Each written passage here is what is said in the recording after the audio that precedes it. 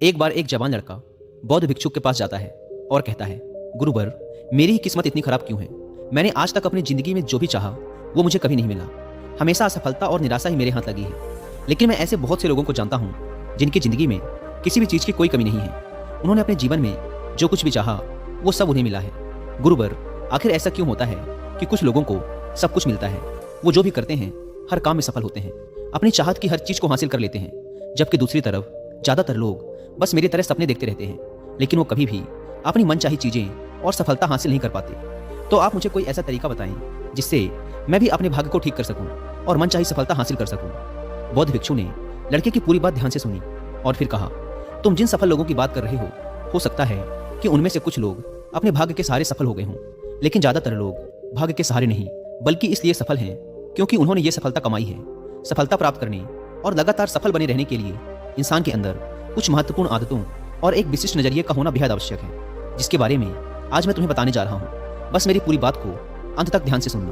व्यक्ति ने कहा, जी गुरुवर, मैं आपकी पूरी बात को ध्यान से सुनूंगा। बौद्ध भिक्षु ने कहना शुरू किया, हम सही तरीके और शांत मन के साथ सोचकर जीवन में आने वाली हर चुनौती का समाधान खोज सकते हैं। हम सबको अपने शून्य की खोज करने का प्रयास करना चाहिए।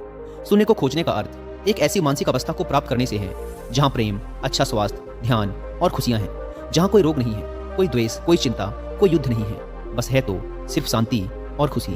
अपने शून्य के नजदीक पहुंचने के लिए हमें वो करते रहना चाहिए जो करना हम पसंद करते हैं। हमें हर रोज खुद से ये प्रश्न करना चाहिए कि क्या हम अपने लक्ष्य के प्रति पूरी ईमानदारी से मेहनत कर रहे हैं, क्या हम सकारात्मक और अच्छे विचार रखने वाले दोस्तों के साथ जुड़े हुए हैं, क्या हम अपने कर्तव्यों के प्रति ईमानदार हैं, क्या हम अपने खाली समय का सही से उपयोग कर रहे हैं। इस तरह के प्रश्न हमें सकारात्मक चिंतन करने के लिए मजबूर करते हैं और ये हमारे शून्य तक पहुंचने के सफर को और भी रोमांचक बना देते हैं, जिससे हम अपने लक्ष्य, आर्थिक स्थिति और खुशियों को निर्धारित कर सकते हैं। हमें हमेशा ऐसे लोगों के साथ रहने का प्रयास करना चाहिए जिनके लक्ष्य बड़े और जीवन मूल्य ऊंचे हों, क्योंकि ऐसे लोग हमें आगे बढ़ने के लिए प्रेरित करते हैं, हमारी सफलता में खुश होते हैं और हमें सही सलाह देते हैं। हमें हमेशा रचनात्मक सपने देखते रहना चाहिए और ऐसा हम इन 5 तरीकों से कर सकते हैं। पहला, हमें खुद से ये सवाल पूछते रहना चाहिए कि मैं कौन हूँ और मुझे अपने जीवन में कहाँ और कैसे पहुँचना है। दूसरा तरीका, हमारे लक्ष्य पूरी तरीके से स्पष्ट होने चाहिए, हमें अच्छे से ये पता होना चाहिए कि हमें क्या हासिल करना है। तीसरा तरीका, हमारे लक्ष्य को पूरा करने के लिए हमें एक समय सीमा निर्धारित करनी चाहिए। चौथा तरीका, हमें हमारे सपनों के प्रति सकारात्मक और आशापूर्ण दृष्टिकोण बनाए रखना चाहिए। और पांचवा तरीका, हमें हमारे लक्ष्य के प्रति पूर्ण रूप से समर्पित होना चाहिए। हमें खुद के बारे में हमेशा सकारात्मक बातें ही करनी चाहिए, यहाँ तक कि अकेले में भी हमें खुद से अपने बारे में नकारात्मक बातें नहीं करनी चाहिए, क्योंकि कहे गए शब्दों में बड़ी ताकत होती है। जैसे उत्साहपूर्ण और आशा से भरे शब्द किसी की जिंदगी को बदल सकते हैं, वैसे ही नकारात्मक शब्द किसी की जिंदगी को बर्बाद भी कर सकते हैं। हम कभी भी कुछ नया सीखने या सफल होने के लिए बूढ़े नहीं होते। सफल होने के लिए हमें चीजों या उचित शिक्षा की नहीं बल्कि एक दृढ़ संकल्प की जरूरत होती है। अगर इंसान का इरादा पक्का है तो वो रास्ते अपने आप ही बना लेगा। हमें खुद को रोज ये याद दिलाते रहना चाहिए कि हमारी उपलब्धियां क्या हैं, हम बेहतर हैं तो क्यों हैं, हमारे लक्ष्य क्या हैं और हम इसे कैसे पूरा करेंगे। यकीन मानो, हमारी ये आदत हमें उत्साहित, लक्ष्य के प्रति केंद्रित और सकारात्मक बनाए रखती है। अगर हम हमारे साथ काम करने वाले और आसपास के लोगों को महत्वपूर्ण और अच्छा महसूस करवाते हैं, तब वो हमारे लिए और बेहतर करने की कोशिश करते हैं और हमारे सफल होने की संभावना और भी बढ़ जाती है। हमें कभी भी तेज आवाज और अभद्र शब्दों का प्रयोग नहीं करना चाहिए। ऐसा करने से हम एक कमजोर और कम आत्मविश्वास वाले व्यक्ति प्रतीत होते हैं। हमारी सफलता का निर्धारण इस बात से नहीं होता कि हम अपने लिए क्या करते हैं, बल्कि इस बात से होता है कि हम अन्य लोगों को प्रेरित करने के लिए क्या करते हैं। हमें सारे काम खुद करने की जरूरत नहीं है, हमें बस वही करना चाहिए जो जरूरी है। बाकी के कामों को उपयुक्त लोगों को बांट देना चाहिए। ऐसा करने से सामने वाला भी महत्वपूर्ण महसूस करता है और हमारा काम भी ज्यादा आसानी और अच्छे से हो जाता है। हमें हमेशा जीतने के बारे में सोचना चाहिए, क्योंकि जो जीतने के बारे में सोचता है और विश्वास करता है वही जीतता है। यही जीतने का नियम है और ये ऐसे ही काम करता है। हमें इस बात का ध्यान रखना चाहिए कि हम अपने बच्चों के सामने अच्छा व्यवहार करें, क्योंकि एक छोटा बच्चा अपने माँ बाप के व्यवहार को ही एक आदर्श व्यवहार मानता है और उसे ही अपनाने की कोशिश करता है। इसीलिए हमें आने वाली पीढ़ी को संस्कारवान बनाने का प्रयास करना चाहिए। हमें जो चाहिए उसके बारे में हमें पूछना चाहिए, खोजना चाहिए, दरवाजा खटखटाना चाहिए और हमें वो मिल जाएगा जो हम पाना चाहते हैं। सफल लोग अपने पूछने की कला से वो सब कुछ हासिल कर लेते हैं जो वो पाना चाहते हैं। किसी भी प्रश्न को सही तरीके से पूछना ताकि हम अपना मन चाहा उत्तर पा सकें, यह एक बहुत ही बड़ी कला है जो कि सफलता की कामना करने वाले हर एक व्यक्ति के अंदर होनी ही चाहिए। दोस्तों, अगर आप भी प्रश्न पूछने की कला में महारत हासिल करना चाहते हैं तो इसके लिए आप कुक एफएम पर एक बुक समरी सुन सकते हैं जिसका नाम है good leaders ask great questions. इस बुक समरी को सुनने के बाद आप सीखेंगे कि कैसे हम प्रश्न को सही तरीके से पूछकर किसी से भी अपनी बात मनवा सकते हैं। इस बुक समरी के अलावा भी आप कुक एफएम पर ऐसी ही 10,000 से भी ज्यादा किताबों को ऑडियो फॉर्म में सुन सकते हैं, वो भी अपनी मनपसंद लैंग्वेज में। इस प्लेटफॉर्म के 1 साल का सब्सक्रिप्शन पड़ता है सिर्फ 399 रुपीज़ का।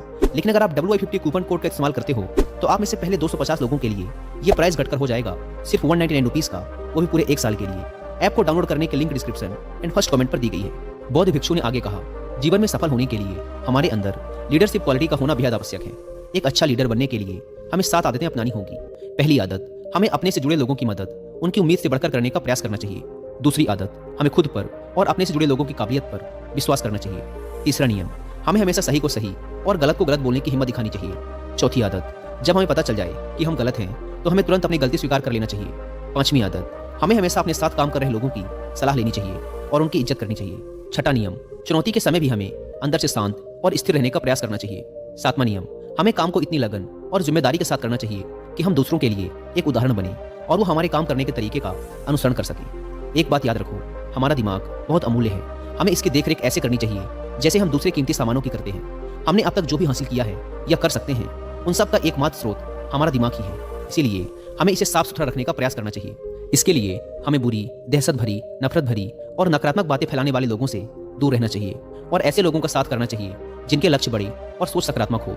हमें कभी भी जिम्मेदारियों से भागना नहीं चाहिए, क्योंकि जिम्मेदारी ही हमें एक मजबूत और अनुभवी इंसान बनाती है, जो कि बाद में हमारी बड़ी सफलता का कारण बनते हैं। हमें हमारे काम के लिए उन लोगों से सलाह लेनी चाहिए जो पहले ही उस काम में सफल हो चुके हैं या उस क्षेत्र के जानकार हैं, न कि उन लोगों से जो असफल होकर लोगों के बीच उस काम के प्रति डर फैलाते रहते हैं। हमें हमारे अतीत, वर्तमान और आसपास के लोगों के बारे में हमेशा अच्छा ही बोलना चाहिए, और अगर हम किसी के बारे में अच्छा नहीं बोल सकते तो हमें चुप रहना चाहिए। हमें कुछ पाने के लिए उससे ज़्यादा देने के लिए तैयार रहना चाहिए। हमें दूसरों के साथ भी वैसा ही व्यवहार करना चाहिए जैसा हम चाहते हैं कि वो हमारे साथ करें। हमें बिना उनसे कोई उम्मीद रखे लोगों की सहायता करने का प्रयास करना चाहिए और उस ब्रह्मांडी शक्ति का धन्यवाद अदा करना चाहिए कि उसने हमें मदद करने के लायक बनाया।